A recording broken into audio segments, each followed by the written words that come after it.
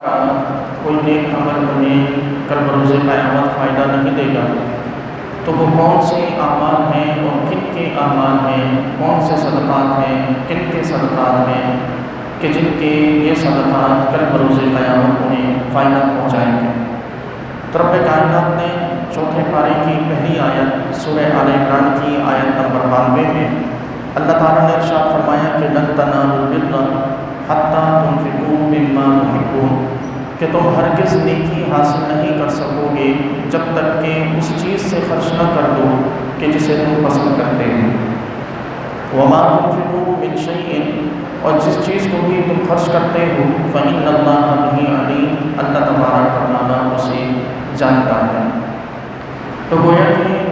نیکی کا معیار یہ ہے، وہ نیکی کہ جو کل بروز قیامت فائدہ دے گی،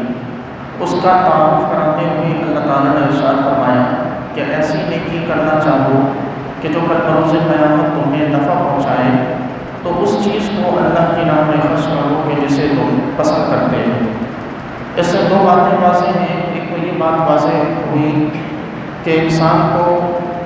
صدقات، خیرات و عطیات جب کرے تو ہمیشہ وہی چیزیں دوسروں کو دے کہ جو وہ اپنے لیے پسند کرے۔ اور اس سے دوسری چیز یہ واضح ہوئی کہ انسان کی نیکی کا تعلق انسان کی نیت اور اس کے اخلاص سے ہے۔ چیزوں سے، چیز چاہے سستی ہو یا مہنگی، کوئی بیش قیمت چیز کیوں نہ ہو، اگر وہ انسان کی پسندیدہ نہیں ہے اور وہ جان چھڑانا چاہتا ہے تو اٹھا کر کسی کو بھی دے دی، تو اگرچہ وہ چیز بہت قیمتی ہو لیکن اسے اجر و ثواب نہیں دے گی۔ لیکن چیز اگر ہلکی ہو، قیمت اس کی ہلکی ہو، لیکن وہ چیز انسان کو بہت زیادہ پسند ہو کہ وہ اس سے دور نہ رہ سکتا ہو، اس کے باوجود وہ اس چیز کو اللہ کی راہ میں خرچ کر دے، تو یہ اللہ تعالیٰ کی بارگاہ میں اسے بہت بڑا اجر دلوائے گی۔ تو گویا کہ چیزوں کی قیمت سے کوئی فرق نہیں پڑتا، انسان کی نیت اور اس کے اخلاص سے بڑا فرق پڑتا ہے۔ تو اس لیے ہمیں بھی اپنے صدقات و خیرات میں ان چیزوں کا لحاظ رکھنا چاہیے کہ بالکل ہمارے ہاں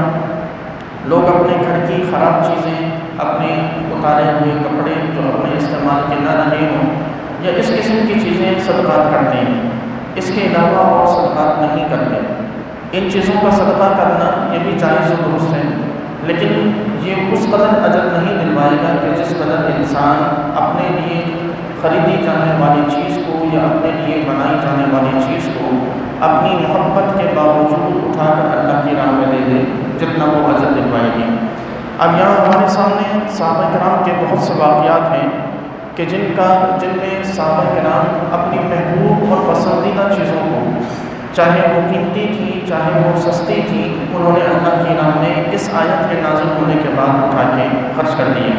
مثال کے طور پر حضرت انس رضی اللہ تعالیٰ عنہ فرماتے ہیں کہ حضرت ابو طلحہ رضی اللہ تعالیٰ عنہ مدینہ میں کھجوروں کے لحاظ سے سب سے بڑے مالدار تھے، اور ان کا جو پسندیدہ باغ تھا وہ بیرنا میں تھا۔ یعنی کھجوروں کے لحاظ سے جو سب سے زیادہ مالدار شخصیت تھی مدینہ منورہ میں، وہ حضرت ابو طلحہ کی ذات تھی۔ حضرت انس فرماتے ہیں جب یہ آیت نازل ہوئی، یعنی یہی آیت لن تنالوا البر والی، تو حضرت ابو طلحہ رضی اللہ تعالیٰ نبی کریم علیہ السلام کی بارگاہ میں حاضر ہوئے، عرض کی یا رسول اللہ صلی اللہ علیہ وسلم، بے شک اللہ تعالیٰ یہ فرماتا ہے کہ تم اس وقت تک نیکی حاصل نہیں کر سکو گے جب تک کہ اپنی پسندیدہ چیز سے خرچ نہ کرو، اور میرا جو پسندیدہ مال ہے وہ بیرہا ہے، یعنی یہ باغ ہے جو مجھے سب سے زیادہ پسند ہے۔ تو فرماتے ہیں کہ عرض کرتے ہیں یا رسول اللہ، میں یہ باغ اب سے اللہ کی راہ میں صدقہ کرتا ہوں، آپ اس کو جہاں چاہیں اس کو خرچ کریں۔ نبی کریم علیہ السلام سے پھر عرض کی یا رسول اللہ، میں اس کے بدلے میں اللہ سے آخرت کی بھلائی،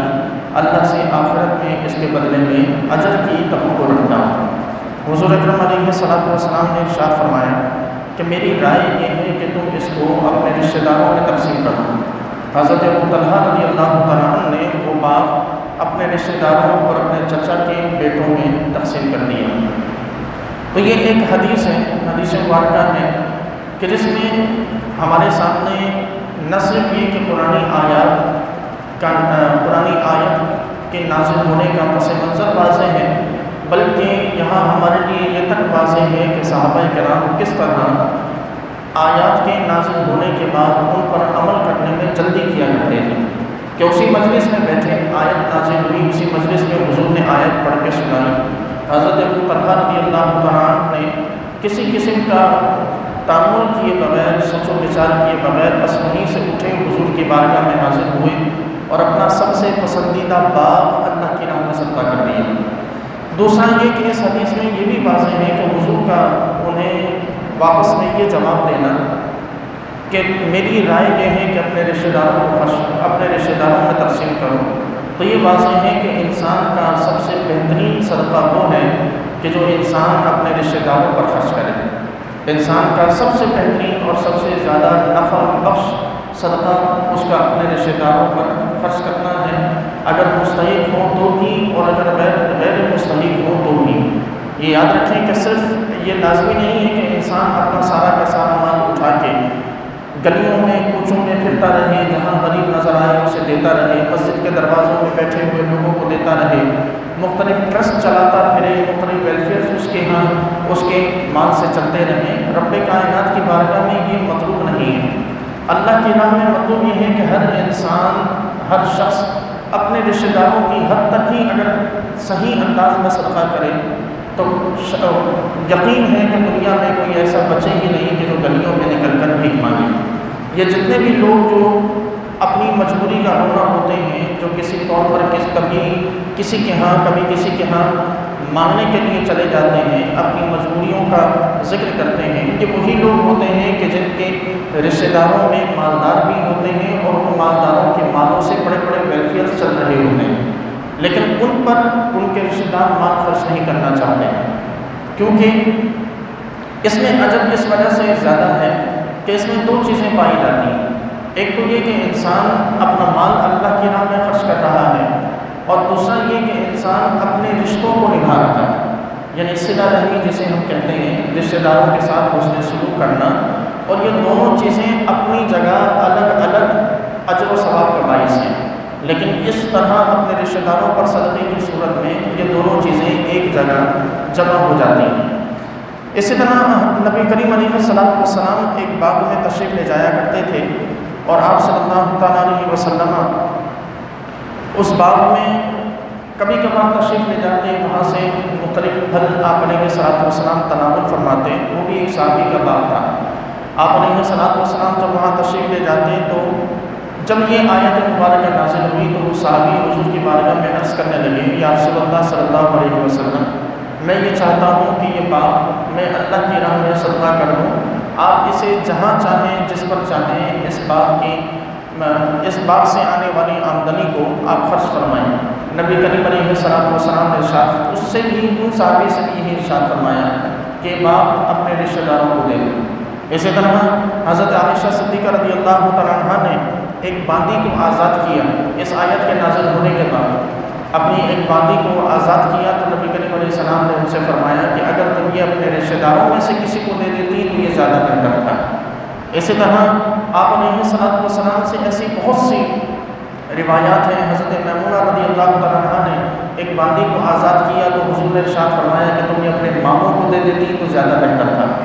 تو گویا کہ حضور علیہ السلام کی ذات محض اس لیے آپ علیہ السلام کی تعلیمات نہیں ہیں کہ ہماری جیبوں سے مال نکلے اور کسی کے بھی حلق میں چلا جائے، بلکہ حضور کی یہ تعلیمات کا مفہوم اگر ہم سمجھیں تو آپ علیہ السلام کی یہ تمام تر تعلیمات، یہ صدقات و خیرات کے احکام، یہ صرف اور صرف اس وجہ سے ہیں کہ انسانی معاشرتی تعلق مضبوط ہوں، انسانی تعلقات مضبوط ہوں، رشتہ داریاں مضبوط ہوں، لوگوں کے آپس کے تعلقات، آپس میں لوگوں کا حسن سلوک مضبوط ہو۔ ہمارے یہاں تو عجب چیزیں ہیں کہ ہم ایک گلی میں جانتے بھی ہیں کہ ہماری اس گلی میں، ہمارے اس علاقے میں فلاں مستحق ہے، فلاں غریب ہے، ہماری جیب سے مال اس کے گھر تک کبھی نہیں پہنچے گا، ہم کبھی اس کی مدد نہیں کر سکیں گے اور نہ کبھی کرنا چاہتے ہیں، بلکہ ایسے لوگوں سے جو اپنے محلے میں غریب رہتے ہوں ان سے ہم گھن کھاتے ہیں، ان سے ہم دور بھاگتے ہیں کہ کہیں ہم سے کچھ مانگ نہ لیں۔ لیکن ہاں اگر کوئی ہمارے ہاں کسی بھی قسم کا کوئی ویلفیئر والا آ جائے اور ساتھ میں میڈیا ٹیم بھی ہو تو ہم وہاں 1 لاکھ 2 لاکھ کا چیک کاٹنے سے بھی گریز نہیں کرتے۔ تو یہ ہمیں جو ہمارا جو چاہیے، حضور اکرم علیہ السلام کی تعلیمات کے مقصد کو سمجھنا چاہیے۔ محض ہم تعلیمات کے اجر و ثواب کو نہ دیکھیں، بلکہ ان تعلیمات کے مقاصد کو سمجھنا ضروری ہے کہ معاشرے مضبوط ہوتے ہیں ایسے احکامات سے اور ایسے احکامات کے مقاصد کو سمجھ کر ان پر عمل کرنے سے۔ بہرحال آپ علیہ السلام کی بارگاہ میں اسی طرح حضرت سیدنا زید بن حارثہ رضی اللہ تعالیٰ حاضر ہوئے، عرض کی یا رسول اللہ آپ کو معلوم ہے کہ مجھے جو سب سے پسندیدہ چیز ہے وہ میرا یہ گھوڑا ہے، اور میں یہ گھوڑا اللہ کی راہ میں خرچ کرتا ہوں، میں یہ گھوڑا آج سے آپ کو دیتا ہوں، آپ اسے جہاں چاہیں خرچ فرمائیں۔ نبی کریم علیہ السلام نے وہ گھوڑا لیا اور حضرت زید کے صاحبزادے حضرت اسامہ بن زید کو تحفہ دے دیا۔ تو چیز اسی گھر میں ضرور لوٹی، لیکن کیا ہوا کہ حضرت زید بن حارثہ کی جو سب سے پسندیدہ چیز تھی وہ اللہ کی راہ میں انہوں نے صدقہ کیا، اور جب حضور نے حضرت اسامہ بن زید کو یہ گھوڑا دیا تو حضرت زید بن حارثہ رضی اللہ تعالیٰ عنہ کے چہرے پر غم کے آثار نمودار ہوئے، یعنی انہیں یوں لگا کہ شاید میرا یہ صدقہ قبول نہیں کیا گیا۔ تو نبی کریم علیہ السلام نے ارشاد فرمایا کہ اے زید سنو، بے شک اللہ تبارک و تعالیٰ نے تمہارے صدقے کو قبول کیا ہے، اور یہ اسامہ کو جو ہم نے دیا یہ ہماری طرف سے تحفہ ہے۔ پھر اسی طرح حضرت عبداللہ ابن عمر رضی اللہ تعالیٰ عنہ فرماتے ہیں کہ جب مجھے یہ آیت یاد آئی، یعنی یہی آیت کہ اللہ کی بارگاہ میں نیکی اس وقت تک مقبول نہیں یا اس وقت تک تم نیکی حاصل نہیں کر سکتے جب تک کہ پسندیدہ چیز نہ خرچ کرو، تو فرماتے ہیں کہ میں نے اللہ کی دی ہوئی نعمتوں میں غور کیا کہ مجھے سب سے زیادہ ان میں سے پسندیدہ چیز کون سی، یعنی جو کچھ میرے پاس موجود تھا میں نے اس میں غور کیا کہ سب سے پسندیدہ چیز کون سی ہے، تو میں نے دیکھا کہ ایک رومی کنیز تھی، یعنی ایک باندی تھی کہ جو مجھے سب سے زیادہ پسند تھی۔ فرماتے ہیں کہ میں نے کہا کہ یہ اللہ کے لیے آزاد ہے، اور پھر میں نے اس باندی کو جو مجھے سب سے زیادہ پسند تھی میں نے اللہ کی راہ میں اسے آزاد کر دیا۔ پھر اسی طرح حضرت ایوب رضی اللہ تعالیٰ آپ علیہ السلام کے پاس ایک مرتبہ حضرت عائشہ روایت کرتی ہیں کہ رسول اللہ صلی اللہ علیہ وسلم کے پاس گوہ لائی گئی، اور آپ علیہ السلام نے اس گوہ میں سے کچھ نہ کھایا، لیکن دوسروں کو بھی اس سے کھانے سے منع نہیں فرمایا۔ لوگوں نے کہا جب حضور نے اس میں سے کچھ نہ کھایا تو پھر کچھ صحابہ کرام نے بھی اس میں سے کوئی چیز نہ کھائی، اور یہ عرض کرنے لگے یا رسول اللہ ہم یہ مسکینوں کو نہ کھلا دیں، یعنی ہمیں حضور کو طبعاً پسند نہیں تھی تو آپ علیہ السلام نے تناول نہیں فرمایا۔ تو صحابہ عرض کرنے لگے یا رسول اللہ یہ کسی مسکین کو نہ دے دیں، تو نبی کریم علیہ السلام نے ارشاد فرمایا کہ جو چیز تم خود نہیں کھاتے وہ دوسروں کو بھی نہ کھلاؤ۔ یہ واضح فرمان ہے ہمارے لیے۔ ہمارے یہاں بالعموم ایسا ہو جاتا ہے کہ گھر میں سالن بنا، نمک تھوڑا سا زیادہ ہو گیا، پڑوسی کو دے دیا۔ ہمارے یہاں کھانا بنا، پسند نہ آیا، گھر میں کسی نے نہ کھایا، بچ گیا، کسی غریب کو بلایا اسے دے دیا۔ یہ آخری ترجیح کے طور پر ہم جو صدقات کرتے ہیں یہ اجر و ثواب کے باعث نہیں ہے۔ پہلی ترجیح کے طور پر صدقات کریں، اپنی پہلی ترجیح صدقے کو رکھیں، پہلی ترجیح اللہ کی راہ میں خرچ کو رکھیں، اور پھر دیکھیں کہ برکات کیسے حاصل ہوتی ہیں۔ ہمارے یہاں صدقہ خیرات یہ آخری ترجیح ہے۔ ہم سے جو بچ گیا وہ اللہ کی راہ میں گیا، ہم سے جو چیز ہم سے کھائی نہ گئی وہ ہم نے غریب کو کھلا دی، ہم سے جو چیز پہنی نہ گئی وہ ہم نے غریب کو پہنا دی، ہم سے جو چیز برتی نہ گئی ہم نے وہ کسی غریب کو دے دی، ہمارے استعمال سے جو چیز زائد ہو گئی وہ اٹھا کے کسی کو دے دی۔ یہ اگر زائد چیزیں ہم دوسروں کو دیتے رہیں اور اللہ کی راہ میں ہم زندگی کی زائد چیزیں دیتے رہیں تو پھر رب سے بھی یہی امید رکھیں کہ اس کی رحمتیں جب پوری دنیا پہ برس جائیں تو پھر جو بچ جائیں وہی ہمارے پاس آئیں گے۔ پھر اللہ سے بھی پھر یہی امید ہونی چاہیے۔ اگر چاہتے ہیں کہ رب کی رحمتیں پہلی ترجیح میں ہمیں حاصل ہوں تو پھر پہلی ترجیح میں اللہ رب کائنات کی راہ میں خرچ کریں، اور اس کا طریقہ یہی ہے کہ معلوم ہے کہ ہم نے بعد میں بھی دینا ہی ہے تو سب سے پہلے ہی اللہ تبارک و تعالیٰ کا حصہ نکال کے الگ کر دیا جائے اور وہ اللہ کی راہ میں دے دیا جائے۔ جب معلوم ہی ہے کہ ہم نے ایک کپڑا آخر میں خرید کر کسی غریب کو دینا ہی ہے تو سب سے پہلے اپنے سے بھی بہتر ایک کپڑا خرید لیا جائے اور وہ اللہ کی راہ میں دے دیا جائے۔ جب ایک چیز انڈرسٹوڈ ہے کہ ہم نے یہ کام کرنا ہے تو پھر اسے آخر میں کیوں رکھا جائے، پھر وہ پہلے لے آئیں تاکہ رب کائنات ہماری تمام تر ترجیحات میں سب سے اوپر آ جائے۔ جب اللہ کی ذات تمام ترجیحات میں سب سے اوپر آئے گی تو پھر یقیناً ہمیں وہ برکتیں اور وہ رحمتیں بھی حاصل ہو سکیں گی۔ پھر اب سوال یہ ہے کہ پسندیدہ چیز کیا ہوتی ہے؟ یہ جو کہا گیا ہے کہ پسندیدہ چیز اللہ کی راہ میں خرچ کرو، تو یہ پسندیدہ چیز آخر ہوتی کیا ہے کہ جسے ہم نے اللہ کی راہ میں لٹانا ہے؟ تو اس کے بارے میں مختلف اقوال ہیں، مختلف آیات بھی اس بارے میں موجود ہیں کہ سب سے پہلے تو یہ سمجھ لیں کہ وہ چیز کہ جس کی طرف طبیعت مائل ہوتی ہو، انسانی نفس مائل ہوتا ہو، اس چیز میں ہمیشہ دل اٹکا رہے، مستقل وہی چیز دماغ میں چلتی رہے، اس کو خرچ کرنا، کسی کو دینا تب بہت زیادہ مشکل لگتا ہو، بہت بھاری گزرتا ہو، تو یہ وہ چیز ہے کہ جو انسان کی محبوب ترین چیز کہلاتی ہے، کہ جس میں انسان کا دماغ اٹکا رہے،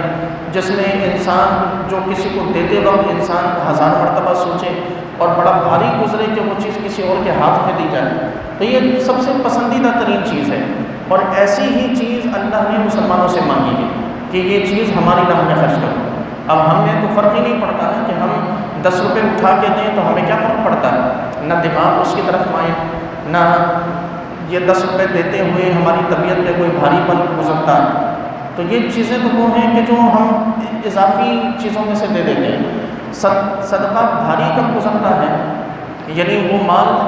جو ہم پر بھاری گزرے، جس کو دینا، جس کو خرچ کرنا ہم پر بھاری گزرتا ہو، وہ بڑی اماؤنٹ ہوتی ہے۔ ہم اللہ کی راہ میں بڑی اماؤنٹ دینے سے ڈرتے ہیں، اور عجب بات ہے کہ ہم یہ سوچتے ہیں کہ اگر اتنی رقم اللہ کی راہ میں دے دی، اتنی رقم ہم نے غریبوں کو دے دی، اتنا بڑا اماؤنٹ ہم نے غریبوں کو دے دیا، تو پیچھے ہمارے گھر میں کیا رہے گا؟ جبکہ اللہ نے یہ وعدہ فرمایا کہ وہ ایک کے بدلے میں 10 عطا فرماتا ہے۔ تو اس لیے ہمیں لامحالہ اپنی ان چیزوں کو، اپنے اس رویے کو بدلنے کی ضرورت ہے۔ رب کائنات قرآن مجید میں ارشاد فرماتا ہے کہ وَيُطْعِمُونَ الطَّعَامَ عَلَىٰ حُبِّهِ مِسْكِينًا وَيَتِيمًا وَأَسِيرًا، یہاں اللہ نے ایسے لوگوں کو کہ جو ایسی ہی چیزوں کو خرچ کرتے ہیں، ان کی تعریف کرتے ہوئے ارشاد فرمایا کہ وہ کھانے سے محبت کے باوجود مسکینوں کو، یتیموں کو اور قیدیوں کو کھانا کھلاتے ہیں، اور یہ کہتے ہیں کہ انما نطعمکم لوجہ اللہ لا نرید منکم جزاء ولا شکورا، کہ ہم یہ جو تمہیں کھانا کھلا رہے ہیں یہ اللہ کی رضا کی خاطر کھلا رہے ہیں، ہمیں تم سے اس کے بدلے میں کوئی اجر نہیں چاہیے، تم سے کوئی شکر گزاری نہیں چاہیے۔ ہمارے یہاں یہ بھی ایک عجب رویہ ہے کہ اللہ کو راضی کرنے کے لیے ہم کسی پر احسان کرتے ہیں تو پھر چاہتے ہیں کہ وہ اس احسان کا بدلہ دیں۔ اگر ہم نے اس کی خاطر احسان کیا تھا تو پھر تو سوچ ہونی چاہیے کہ وہ ہمیں شکریہ بھی ادا کرے، وہ ہمیں اس احسان کا بدلہ بھی دے، وہ ہمارے کام آئے۔ جبکہ ہمارا مقصد کیا ہوتا ہے کہ ہم اللہ کی رضا کی خاطر فلاں کے ساتھ ہم نے بھلائی کی، تو جب اللہ کی رضا کی خاطر کسی کے ساتھ بھلائی کی تو اجر بھی اسی سے طلب کیا جائے۔ پھر انسان سے کیسا شکوہ کہ اس نے ہمارا شکریہ ادا نہیں کیا، اس نے ہمارے ساتھ اچھا نہیں کیا، ہم نے تو اس کا فلاں موقع پر ساتھ دیا تھا، ہم نے اس کے ساتھ یہ بھلائی کی تھی، ہم نے اس کے ساتھ یہ نیکی کی تھی۔ تو اگر وہ نیکی، وہ بھلائی اس انسان کی خاطر تھی تو رب کی طرف سے اجر نہیں ملنا، اور اگر رب کی طرف سے، رب کی خاطر تھی تو انسان سے پھر شکوہ نہیں ہونا چاہیے کہ اس نے احسان کا بدلہ نہیں دیا۔ اسی طرح اللہ تبارک و تعالیٰ نے فرمایا کہ وَيُؤْثِرُونَ عَلَىٰ أَنفُسِهِمْ وَلَوْ كَانَ بِهِمْ خَصَاصَةٌ، کہ وہ لوگوں کو، دوسروں کو اپنے اوپر ترجیح دیتے ہیں خواہ انہیں شدید حاجت کیوں نہ ہو۔ غزوہ احد کے بارے میں ایک روایت مشہور ہے کہ جو اسکول کی کتابوں میں بھی آتی رہی کہ غزوہ احد کے موقع پر 3 صحابی تھے کہ جو نہایت زخمی تھے۔ ایک صحابی جو ان کی طرف زخمیوں کی دیکھ بھال کر رہے تھے، وہ فرماتے ہیں کہ میں آیا، ایک صحابی زمین پر آرام فرماتے اور بہت زیادہ زخمی حالت میں تھے، اور العطش یعنی پیاس پکار رہے تھے۔ فرماتے ہیں کہ میں نے انہیں پانی دینا چاہا تو میں نے جیسے ہی ان کے لبوں سے پانی لگایا تو برابر سے ایک اور آواز آئی پانی کی، اور دیکھا تو برابر میں ایک اور صحابی، وہ بھی شدید زخمی حالت میں ہیں اور وہ پانی مانگ رہے ہیں۔ فرماتے ہیں کہ میں انہیں جنہیں پانی میں پلا رہا تھا انہوں نے کہا کہ پہلے اسے پلا، خود اپنی شدید ترین زخمی حالت میں فرماتے ہیں کہ یہ پانی پہلے انہیں پلاؤ۔ میں ان دوسرے صحابی کی طرف پانی پلانے ان کی طرف گیا، ان کے لبوں سے میں نے ابھی پانی کا لگایا ہی تھا، فرماتے ہیں کہ برابر سے ایک اور آواز آئی کہ جو پانی مانگ رہا تھا۔ جب وہاں نظر دوڑائی تو وہ ایک اور صحابی تھے کہ جو شدید ترین زخمی حالت میں تھے۔ فرماتے ہیں کہ میں ان تیسرے صحابی تک پہنچا اور میں انہیں پانی پلانے لگا تو پانی پلانے سے پہلے ان کی شہادت ہو گئی اور وہ پانی نہ پی سکے۔ اب میں دوسرے کے پاس آیا تو وہ بھی شہید ہو چکے تھے، میں پہلے کے پاس آیا تو وہ بھی شہید ہو چکے تھے، تو تینوں کے تینوں صحابی شہید ہو چکے تھے لیکن پانی کسی نے نہ پیا۔ یہ اس آیت کی بہترین دلیل ہے کہ وَيُؤْثِرُونَ عَلَىٰ أَنفُسِهِمْ وَلَوْ كَانَ بِهِمْ خَصَاصَةٌ، اپنی تنگی کے باوجود دوسروں کو ترجیح دینا۔ یہ وہ حکم ہے کہ جو اللہ تبارک و تعالیٰ نے جس کی تعریف بھی فرمائی، اور مسلمانوں سے یہی ایثار کا جذبہ چاہیے۔ رب کائنات نے مسلمانوں سے اسی کا مطالبہ کیا۔ ایک ہے آپ مالدار ہیں، خرچ کرتے ہیں، یقیناً بڑی فضیلت کی بات ہے، لیکن ایک ہے تنگ دست شخص کہ جس کے پاس کچھ نہیں لیکن جو کچھ ہے وہ بھی اٹھا کے اللہ کی راہ میں دے دینا۔ آپ کو معلوم ہے کہ حضرت سیدنا ابوبکر صدیق رضی اللہ تعالیٰ جب غزوہ تبوک کے موقع پر اپنے گھر کا پورا مال لے کر آئے تھے، اور دوسری طرف حضرت عمر اپنے گھر کا آدھا مال لے کر آئے تھے، تو حضرت عمر رضی اللہ تعالیٰ حضرت ابوبکر کے مقابلے میں مالدار تھے۔ سیدنا عمر فاروق کے گھر کا آدھا مال حضرت ابوبکر صدیق کے گھر کے سارے مال سے بھی زیادہ تھا۔ حضرت عمر کے گھر کا آدھا مال زیادہ تھا حضرت ابوبکر کے گھر کے پورے مال سے، لیکن ویلیو کس کو ملی؟ سیدنا ابوبکر صدیق رضی اللہ تعالیٰ کے گھر کے پورے مال کو، اگرچہ وہ مقدار میں کم تھا لیکن کیا تھا کہ وَيُؤْثِرُونَ عَلَىٰ أَنفُسِهِمْ وَلَوْ كَانَ بِهِمْ خَصَاصَةٌ، اپنی تنگی کے باوجود انہوں نے اپنے گھر کا پورا مال اٹھا کے اللہ کی راہ میں دے دیا تھا۔ تو یہ وہ چیزیں ہیں کہ جو انسان سے، جو مسلمانوں سے رب کائنات طلب فرماتا ہے۔ آپ تنگی میں ہیں، یہی تو وہ وقت ہے کہ جب یہ اس بات کا مظاہرہ کرنا ہے کہ ہم اللہ کے حکم پہ عمل کرتے ہیں۔ مالداری میں تو ہر کوئی اٹھا کے دے دیتا ہے، ایک کافر بھی مالدار ہو تو وہ بھی کسی غریب پہ ترس کھا کے اسے کچھ نہ کچھ دے ہی دیتا ہے۔ ایک مسلمان کی شان یہ ہے کہ مالدار نہ ہو، خود بھی غریب ہو، خود بھی محتاج ہو، لیکن اس کے باوجود وہ اپنے مال سے اللہ رب کائنات کا حصہ نکالتا ہو اور باقاعدگی سے رب کائنات کی راہ میں خرچ کرتا ہو۔ بہرحال رب کائنات نے پھر اس کے آگے اگلی آیت میں ارشاد فرمایا کہ کل طعام کانا حلا لبنی اسرائیل، سارے کے سارے کھانے حرام تھے بنی اسرائیل پر، حلال تھے بنی اسرائیل پر، الا ما حرم اسرائیل علی نفسی، سوائے ان کھانوں کے کہ جنہیں اسرائیل نے یعنی حضرت یعقوب علیہ السلام نے اپنے اوپر خود حرام کر دیا تھا، من قبل ان تنزل التوراۃ، توریت کے نازل ہونے سے پہلے، قل فأتوا بالتوراۃ، آپ فرمائیے کہ تم توریت لے آؤ، فَاتْلُوهَا إِن كُنتُمْ صَادِقِينَ، اور اسے پڑھ کے سناؤ اگر تم سچے ہو۔ السلام پر یہودیوں کے ایک اعتراض کے جواب میں نازل کی گئی کہ حضور اکرم علیہ السلام نے جب یہ فرمایا کہ ہم ملت ابراہیمی پر ہیں، ہم حضرت سیدنا ابراہیم علیہ السلام کی ملت پر ہیں، تو یہودیوں نے پھر مسلمانوں پر اعتراض کیا، حضور پر اعتراض کیا کہ آپ کہتے ہیں کہ ہم ملت ابراہیمی پر ہیں، جبکہ ملت ابراہیمی میں تو اونٹ کا گوشت استعمال کرنا، اونٹنیوں کا دودھ استعمال کرنا یہ حرام ہے، تو آپ کیوں اونٹ کا گوشت کھاتے ہیں اور اونٹنیوں کا دودھ پیتے ہیں؟ آپ اونٹنیوں کا گوشت کھاتے ہیں، اونٹنیوں کا دودھ پیتے ہیں، اونٹ کا گوشت کھاتے ہیں، تو یہ ملت ابراہیمی کی خلاف ورزی ہے۔ اس کا مطلب یہ ہے کہ آپ ملت ابراہیمی پر نہیں ہیں،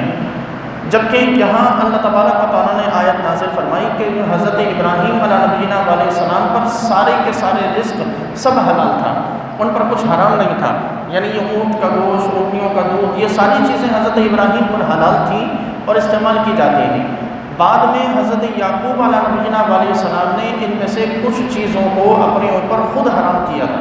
اس کے بارے میں کچھ روایات ہیں، بعض روایات ہیں کہ حضرت یعقوب علیہ السلام کی طبیعت بہت زیادہ ناساز ہو گئی، تو انہوں نے یہ منت مان لی کہ پروردگار اگر میں ٹھیک ہو گیا تو مجھے جو سب سے پسندیدہ ترین چیزیں ہیں کھانے پینے میں انہیں چھوڑ دوں گا۔ تو اللہ تعالیٰ نے انہیں شفا عطا فرمائی، تو انہوں نے اس نظر کو یوں پورا کیا کہ انہیں کھانے میں سب سے زیادہ پسندیدہ اونٹ کا گوشت اور پینے میں سب سے زیادہ پسندیدہ اونٹنی کا دودھ تھا، تو انہوں نے یہ دو چیزیں اپنے اوپر حرام کر دی کہ منت کو پورا کرنے کے لیے، نظر کو پورا کرنے کے لیے۔ تو یہاں حضرت یعقوب علیہ السلام کے اس عمل کو یہودیوں نے آ کر کہا کہ یہ تو ہمارے پاس سے چلا آ رہا ہے، نہ صرف یہ کہ حضرت یعقوب علیہ السلام بلکہ ہماری کتابوں میں ان کا کہنا تھا کہ ہماری کتابوں میں بھی موجود ہے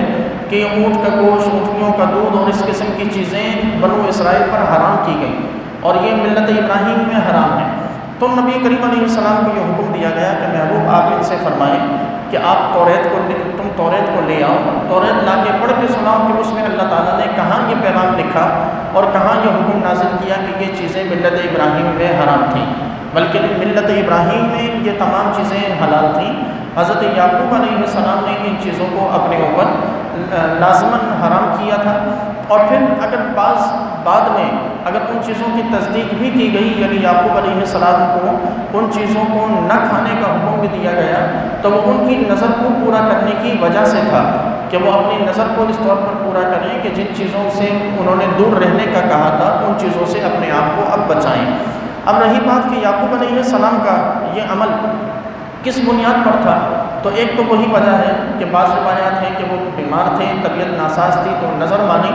دوسرا یہ کہ جس طرح ہمارے یہاں بزرگ اولیاء کرام اور بزرگان دین یہ عمل فرماتے ہیں کہ زہد کی وجہ سے، تقوی کی وجہ سے،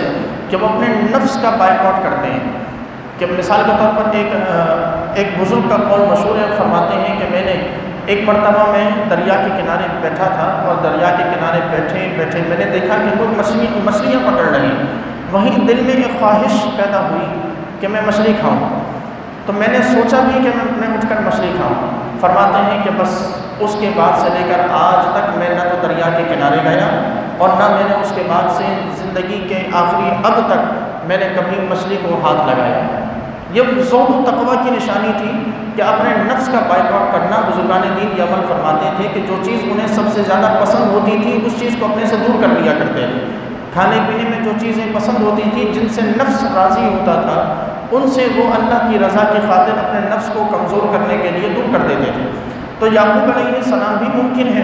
کہ اللہ تبارک و تعالیٰ کی رضا کی خاطر اپنے زہد و تقوی کی بنیاد پر یہ دو چیزیں انہیں پسند تھیں، تو ان پسندیدہ چیزوں سے انہوں نے اپنے آپ کو دور کر لیا۔ حضرت نبی کریم علیہ السلام کی بارگاہ میں یہودی حاضر ہوئے، اور حاضر ہو کر کہنے لگے کہ یا رسول اللہ، اے محمد صلی اللہ علیہ وسلم، آپ ہمیں چند ایسی باتیں بتائیے کہ جن کو نبی کے سوا کوئی نہ جانتا۔ حضور اکرم علیہ السلام سے انہوں نے یہ سوال کیا کہ توریت کے نازل ہونے سے پہلے یعقوب علیہ السلام نے کون سے کھانوں کو اپنے اوپر حرام کیا تھا؟ تو نبی کریم علیہ السلام نے ارشاد فرمایا کہ میں تم کو اللہ کی قسم دیتا ہوں کہ جس نے موسیٰ علیہ السلام پر توریت کو نازل کیا، کیا تم کو اس بات کا علم ہے کہ یعقوب علیہ السلام سخت بیمار ہو گئے تھے، ان کی بیماری بہت لمبی ہو گئی، تو انہوں نے اللہ کی راہ میں یہ نظر مانی کہ اگر اللہ نے اس بیماری سے ان کو شفا دے دی تو وہ اپنا پسندیدہ مشروب اور اپنا پسندیدہ طعام یعنی کھانا اللہ کی راہ میں اللہ کی رضا کی خاطر اپنے اوپر حرام کر دیں گے۔ تو وہ کہنے لگے کہ ہاں۔ تو حضور نے فرمایا کہ ان کا پسندیدہ جو کھانا تھا وہ اونٹ کا گوشت، اور ان کی جو پسندیدہ جو مشروب تھا وہ اونٹنیوں کا دودھ تھا۔ تو یہ وہ روایت ہے کہ جسے مسند احمد میں امام احمد بن حنبل نے بھی روایت کیا، کہ جس سے اس بات کی تصدیق ہوتی ہے کہ ملت ابراہیمی میں یہ چیزیں حرام نہیں تھیں، بلکہ یعقوب علیہ السلام نے اپنے اوپر کسی اور معاملے کی وجہ سے ان چیزوں کو حرام قرار دیا تھا، اور ان چیزوں کی حرمت جو ہے وہ اس وجہ سے ہے، ان چیزوں کی حرمت پھر بعد میں باقی نہیں رکھی گئی، جیسا کہ بنو اسرائیل کا کہنا تھا کہ یہ حرمت ہمارے بعد بھی آج تک اسی طرح قائم ہے۔ دوسرا یہ کہ اسی طرح اگلی چند آیات میں خانہ کعبہ کا ذکر آنے والا ہے، بیت اللہ کی تعمیر کا تذکرہ آنے والا ہے، اور وہ بھی اسی حکم سے اور اسی پیرائے سے، اسی پس منظر سے ملتا ہے کہ یہودیوں کا جس طرح یہ اعتراض تھا، اسی طرح یہودیوں کا وہ بھی اعتراض تھا کہ ملت ابراہیمی پر آپ چلتے ہیں تو ملت ابراہیمی میں تو عبادت بیت المقدس کی طرف ہوا کرتی تھی، آپ نے خانہ کعبہ کی طرف عبادت کی تو یہ تو خانہ کعبہ تو بعد میں بنا، بیت المقدس پہلے تعمیر کیا گیا۔ تو یہ اب یہاں سے وہ چند آیات ذکر کی جائے گی، وہ چند آیات یہاں سے ان کا آغاز ہو رہا ہے کہ جن میں یہودیوں نے، عیسائیوں نے ملت ابراہیمی پہ مسلمانوں کے ہونے کے قول کا رد کرنے کی کوشش کی ہے، اور یہ ثابت کرنے کی کوشش کی ہے کہ مسلمان حضرت ابراہیم کی ملت پہ نہیں ہیں، بلکہ یہودی اور عیسائی اور نصارہ یہی لوگ حضرت ابراہیم کی ملت پر ہیں۔ خالق کائنات سے دعا ہے کہ پروردگار ہم سب کو اپنی ایمان، اپنے عقیدے کی تحفظ کی توفیق مرحمت فرمائے۔ وما علیہ الا البلاغ۔